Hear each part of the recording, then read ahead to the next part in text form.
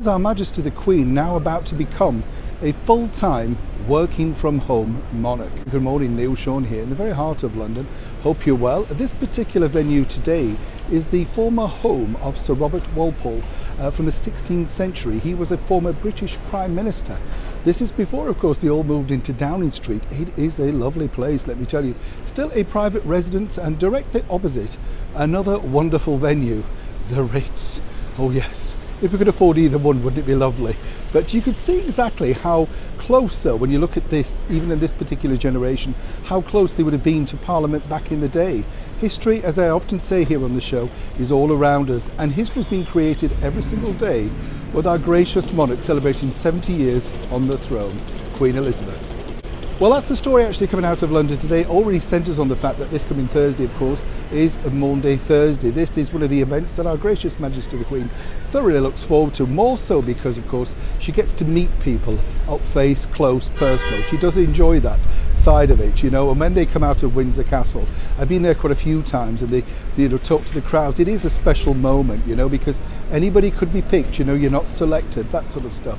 It's a wonderful, wonderful event. Now, sadly, as we know, Our Majesty the Queen is having a few mobility problems, and once again those duties are going to be undertaken by His Royal Highness Prince Charles alongside Camilla. It was suggested also that perhaps Prince William may be making an appearance, but this now of course has created even more problems for the monarchy, simply because people are the ones that of course are anti-monarchists, basically saying, well, it's time she stepped aside. If she can't simply do these duties, is it not time then to fully abdicate?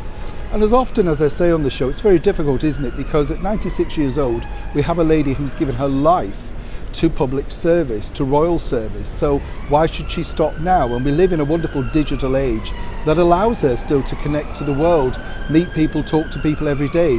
It's not like way back in the times of Queen Victoria, where of course she was locked away most of the time mourning for the late Prince Albert.